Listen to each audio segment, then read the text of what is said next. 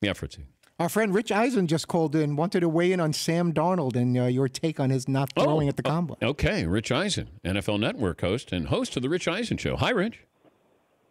Hey, DP. As always, listening to you driving into work. And I don't mean to, split screen us and hot take us, but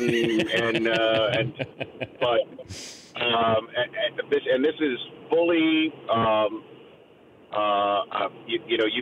you could accuse me of being biased because obviously at the NFL Network we want everybody to throw. Yes. It makes for a better show and it makes for a better watch. That said, with that caveat said, I've never heard of anybody ever downgraded because they didn't throw well at the combine. Cam Newton threw poorly at the combine, and he was first overall. But what he did prove was that he's willing to go out there and he's willing to throw to anybody, anytime, anywhere, in front of anybody. And this reeks of whoever is representing Sam Darnold telling him, don't do it. It makes no sense that he's focusing on an interview or focusing on running a 40. He's going to end up standing out there in a hooded sweatshirt while everybody steps up there and competes, and everybody's, rooting for each other, and that's what the scouts look for. They look for the competitive spirit, and he's just going to be standing there with his hands in his pockets, and it makes no sense to me. Okay. But if everybody is sort of graded on this same curve that it's not a detriment to anybody, then it's not going to help him. If everybody's going to be the same. Hey, you went out there and you threw. I disagree. It would definitely help him. There's as scouts will nitpick anything. One of I think I could speak for your fan base that when you have accomplished NFL players come on your show and read their draft reports, it's laugh out loud hilarious. But that said, if somebody's on the fence, like say Cleveland, and it is something that they will remember. In the fourth quarter, adversity is going to hit. Third quarter, adversity is going to hit. So when you step up to a combine and a Division III receiver you've never thrown to is next up on the line, and you throw it in the spot, the window you're supposed to throw it, and the kid's not there on time, the scout notices that.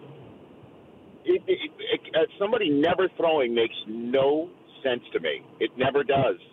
But I guess this is the advice he's been gotten, and that, I will agree to disagree with anybody on that front. But a lot of these things are all silly in the first place. Teddy Bridgewater apparently couldn't throw a football when he had his pro day, even though you saw what he did at Louisville and then even what he did when he first got to the NFL. We can make whatever we want out of these pro days and combines. I think Darnold is, whatever his approach is, he must feel pretty confident that he's doing this, or he doesn't need to show his arm. I don't know if anybody has any questions about Sam Darnold's arm. Do we have questions about some of these other quarterbacks? Lamar Jackson, Josh Allen? Yes, we do have questions about them. So I can understand where they have to prove something. I don't think Sam Darnold has to prove anything by what he does at the combine, throwing the ball.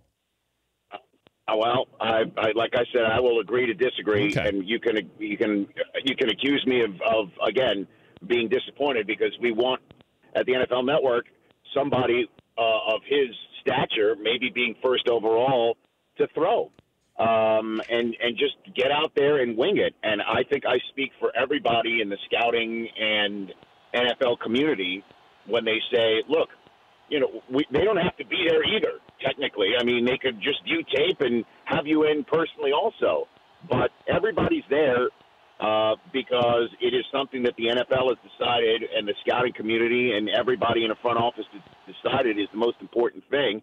I mean, technically, the combine began because everybody needed to get together and get medical tests on players and make it standardized and let all at the time probably 30 teams figure it out. So it's morphed into something completely different now. And at the same time, scouts are all there. They want to see you compete. Yeah. And he's just going to be standing there in a hooded sweatshirt. And I think at the time it's going to be an awkward 30 minutes of his life that maybe he can get through, and he'll be first overall anyway, and that'll be the end of it.